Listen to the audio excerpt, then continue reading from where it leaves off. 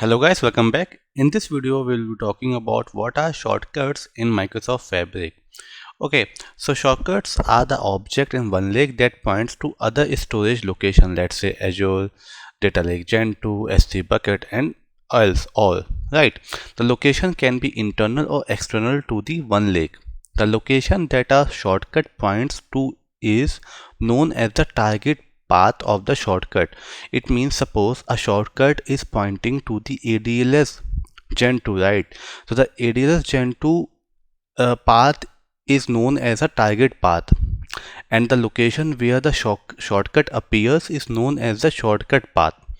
Shortcuts appear as folders in OneLake, and any experience or service that has access to OneLake can use them. Okay, so what does it mean is that let's understand. So I'll quickly go to here.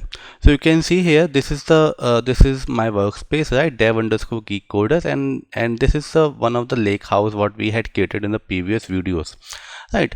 And now now this is the this is my is my Gen 2 account, our AWS Gen 2 account, and here you can see we have multiple containers present over here. I had just created 2 containers over here and some of the files present over here, right? In one of the folder is present, and for the another container there is a one file present, right? Now what I'll do, suppose I want to actually link this AWS Gen 2 with my lake house or with my workspace, then what I can do is that I can quickly go to my lake house, okay, and afterwards what I can do, uh, it will take some few seconds. Okay, so I have already created some shortcuts, so for now I'm just gonna tell you from the scratch, right? So I'll quickly go here over here, and you can see we have new shortcut button. So I'll click over here, and then it is asking for the internal sources as what I told you, as well as the external sources. Now since I have only Gen 2 account for now, so I'll just show you the demo from the Gen 2 account. I'll click over here, and then it will ask me for the connections details. Okay, so you can see here we have to pass here URL and the connection name. Suppose if it is having a new connections, then we can create a new connection, otherwise we can use the existing one. And this is the authentication type. Okay, so we can also authenticate via organization account and account key, SaaS token, service principal. So I'll just show you via SaaS token. Okay, now for that what I'll do, I'll just quickly go to here SaaS token, and what I'll do, I will give here read and as well as list access also. Okay, and then generate a token for it. I'll do it. I'll copy over here, and then what I need to do, I need to pass the URL, right, the link. So let me just copy this. I'll go over here and make sure that you have to change this blob to DFS. Okay, and it is saying that, see, it is saying that this connection already exists. If you want to create a new connection, I am saying no, I want to create a new connection, and here you can provide some name. So let's say I am saying demo ADLS Gen 2 shortcuts. Okay, again I'll do the same thing, SaaS token, and then I will quickly go to here. I'll go here, list here, and then generate a SaaS token. Cool.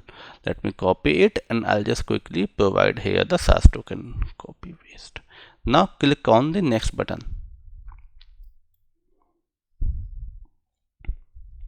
Now you can see it already taken this subpath, and here I can provide the shortcut name.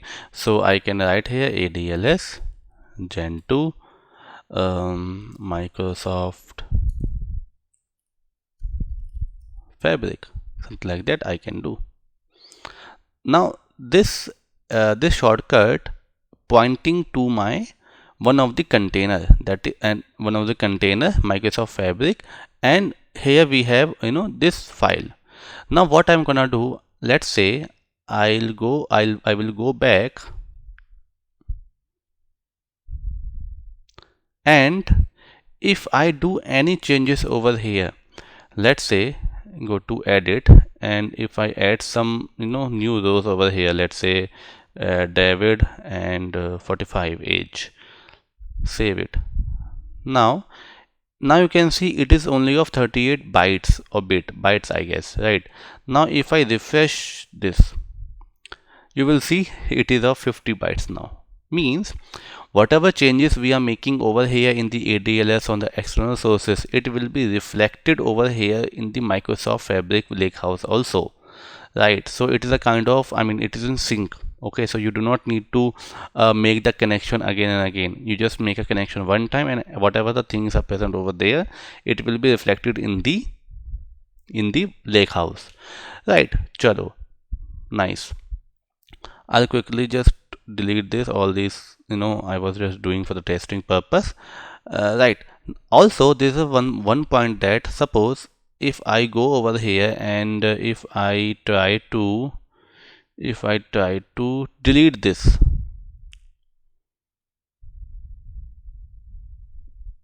I have deleted this. Now you might be thinking, hey Saga, what will happen in the source, in the target, right? So target will unaffected.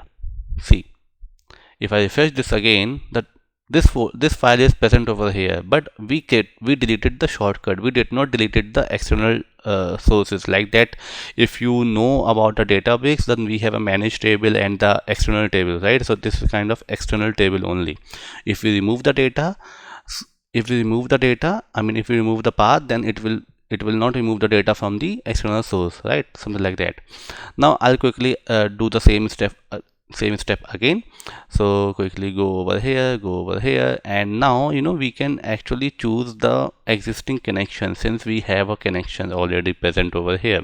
So I'll just go over here, SaaS token, and here I need to just pass the the link I need to pass. So it will automatically fetch that this connection is already exists. What I mean is that, see, I'll just make it here DFS for now, DFS.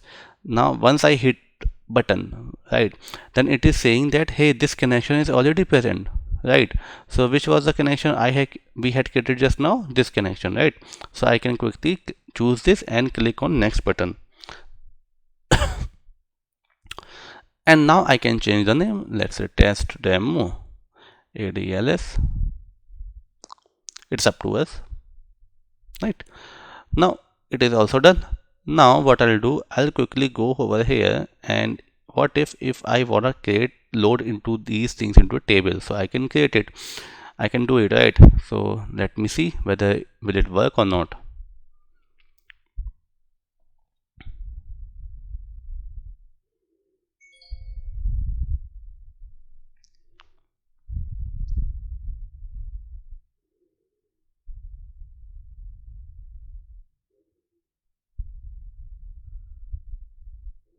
See, likewise you can also connect to the S3 bucket also.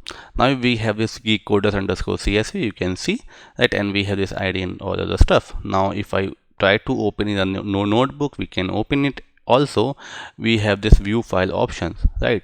So we can see how many files are present over here. Also we have this maintenance option. So what does it mean? That if you know already about the Delta Lake, if you do not know, you can check out my courses. So there I have shown optimize command. So if you want to run the optimize command, you can run it. If you want to apply this reorder, you can make it enable. If you want to run the vacuum, you can select this and you can change the names, I mean number of days or number of frequency. You can change it, right? It's totally up to you, right? So all these features are given over here, so you do not need to worry about it. Hey Sagar, how does it work and all. So but you just know the concept, like what is vacuum, what is what is optimize command, what does it do. Otherwise you will not understand what I am doing it, correct? So no, that's why I said that for this course, knowledge of little bit knowledge of Databricks as well as ADF is must. If you do not know, then you will learn it easily, but you may find it difficult as a starting point, right? So chalo, it is done. And now anything else I do not want to cover. Everything is done for now, and in the next video we'll be covering some next topic. And please do not, if you are liking this course, please share this course with your friends, write down some comments on the LinkedIn post, so that it will be reachable to the many audience, right? So thank you, bye bye.